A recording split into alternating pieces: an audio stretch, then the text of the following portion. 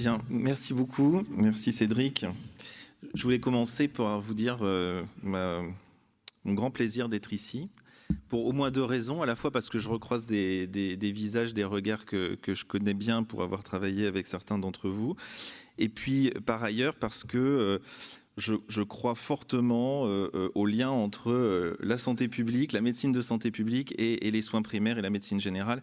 Et c'est dans cet esprit que j'ai construit cette présentation, donc intitulée Entre santé publique et soins primaires, les organisations méso au cœur de la responsabilité populationnelle, en effet avec une focale sur les CPTS, mais aussi sur des organisations analogues qui existent dans le monde aujourd'hui.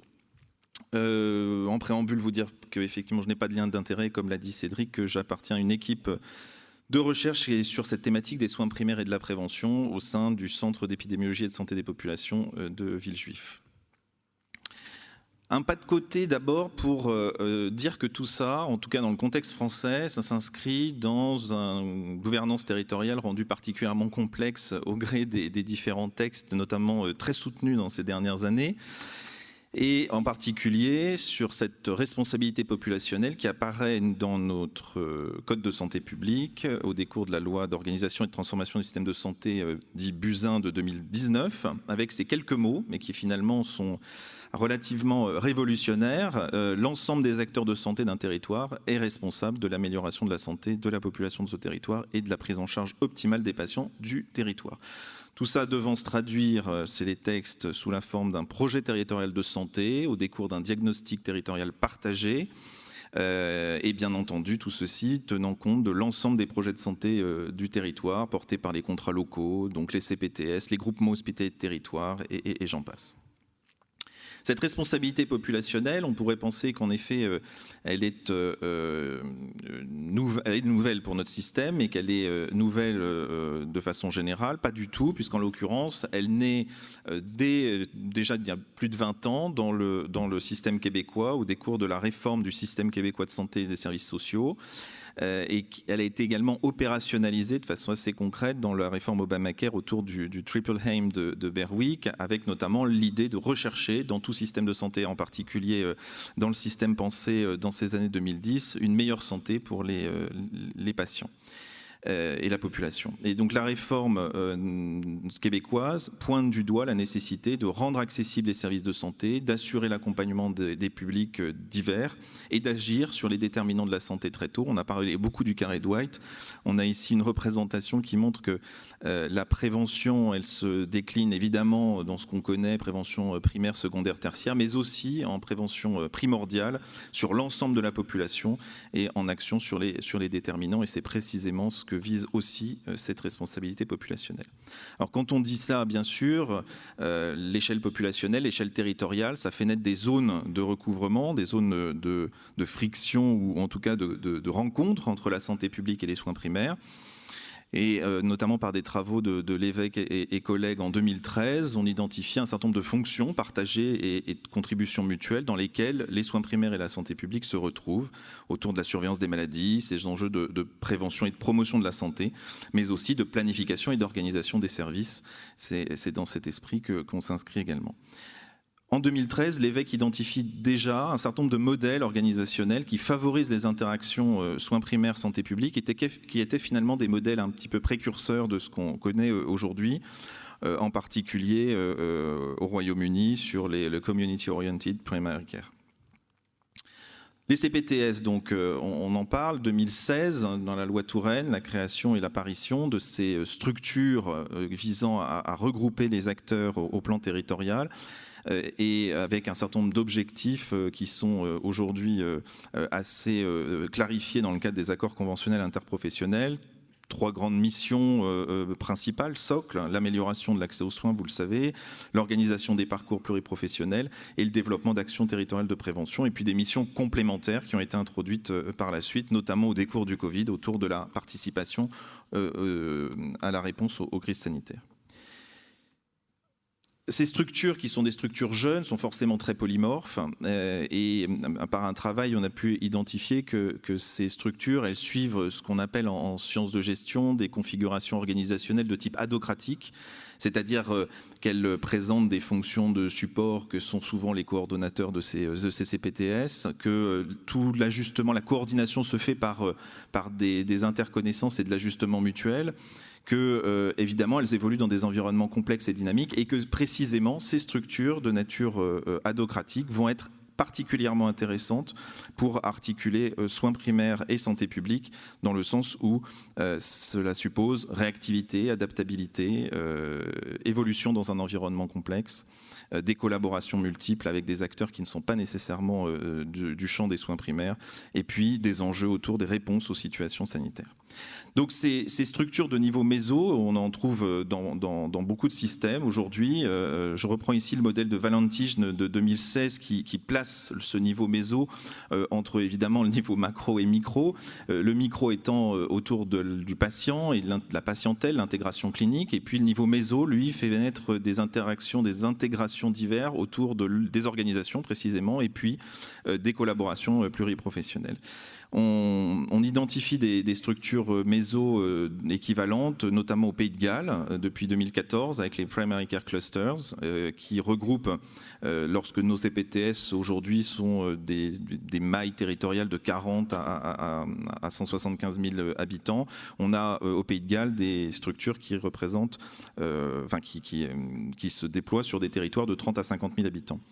Au Royaume-Uni, on a depuis 2022 la réforme du système NHS, les Integrated Care Systems, qui font la suite des Clinical Commissioning Groups, qui eux représentent, vous le voyez, 500 000 habitants, et on n'est pas du tout sur la même maille territoriale, à ceci près que depuis la réforme, il est prévu la création depuis 2019 maintenant, des Primary Care Networks, qui en revanche sont tout à fait dans l'étiage de ce qu'on connaît au niveau des CPTS, puisqu'entre 50 000 et 100 000 habitants recouverts.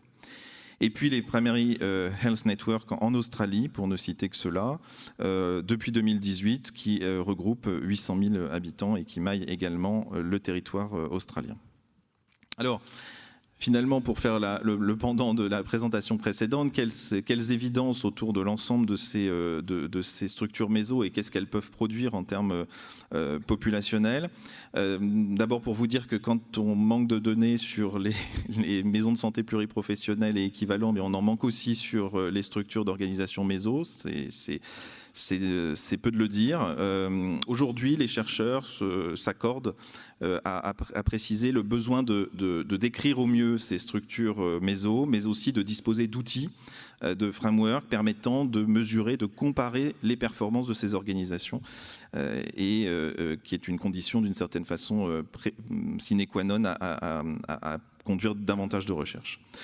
Toutefois, sur les Clinical Commissioning Groups, on a pu mettre en évidence un certain nombre de choses autour de l'amélioration de la perception de la qualité des soins chez les patients, d'augmentation de la satisfaction de ces mêmes patients dans leur prise en charge, et d'amélioration de l'accès aux soins sur des travaux qui restent malheureusement pas randomisés ni comparatifs pour la plupart, mais sous la forme bien souvent d'études qualitatives et focalisées sur l'utilisation de ces systèmes.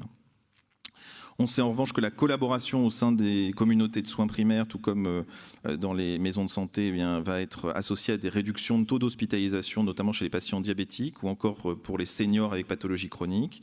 Et puis que l'organisation de ce niveau méso, les organisations de façon large, pourraient également permettre de s'attaquer aux inégalités de santé, dans un papier récent de 2023, de novembre 2023, de Weidel et al. Il y a peu de preuves sur la prévention, qui est pourtant la base de la responsabilité populationnelle telle qu'elle est entendue.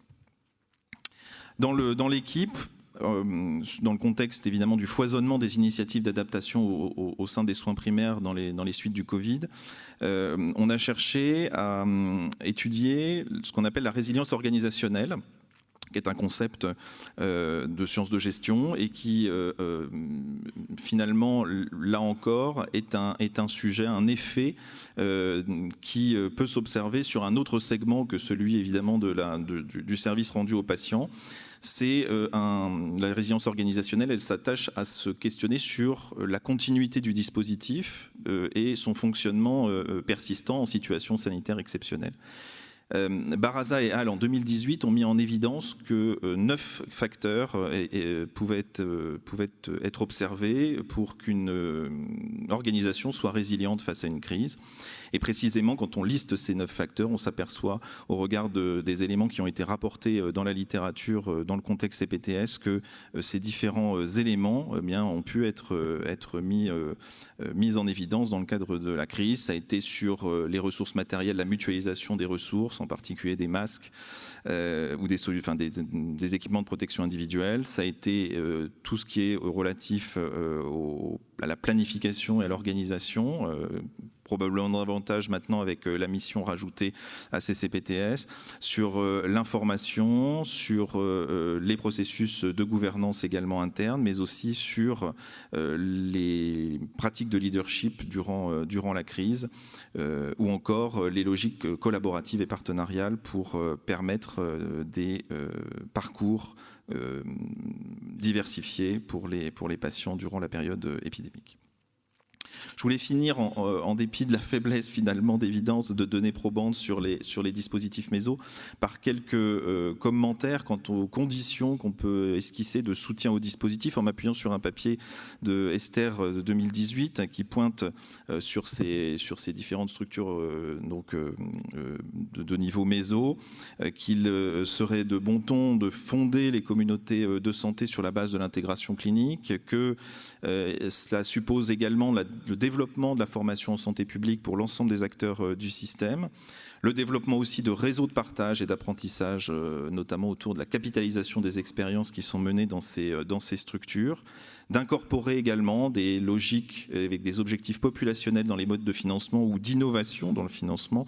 On l'a vu avec la proposition tout à l'heure sur les antibiotiques. Et puis sensibiliser également, et c'est un point majeur, les décideurs, les régulateurs et les aider à jouer un rôle de facilitateur dans l'émergence et la consolidation de ces dispositifs. Je vous remercie. Et je suis bien sûr disposé pour vos questions.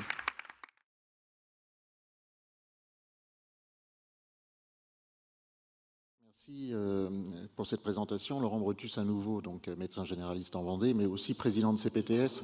Je trouve la présentation hyper intéressante. La question qui se pose, c'est pour nous, CPTS, de valoriser les actions qui sont menées sur le terrain.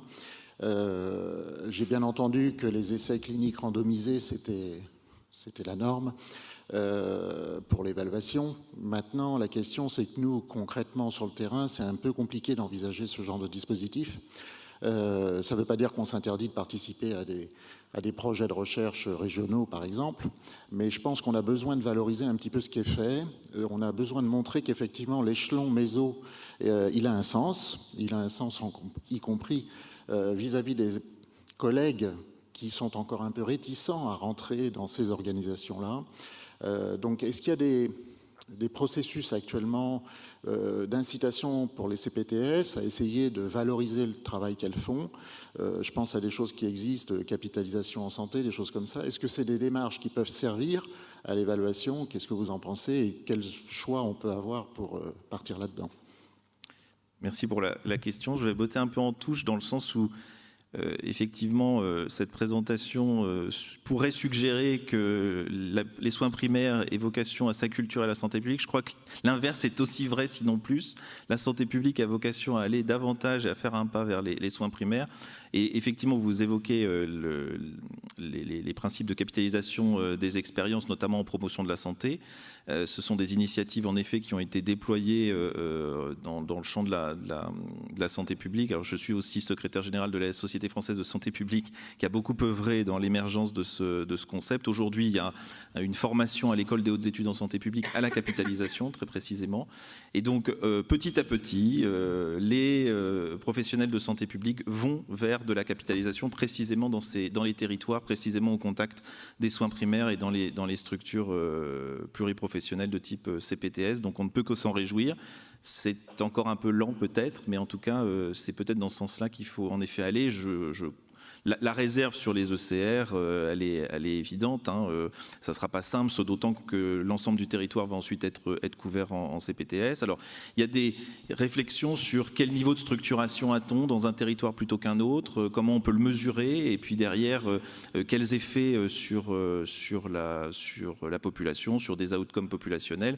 Notre collègue nous a parlé aussi tout à l'heure des effets sur l'utilisation du système, et c'est précisément aussi sur ce type d'outcome que c'est intéressant d'aller sur ces structures méso qui forcément sont plus complexes à manier que des structures plus micro.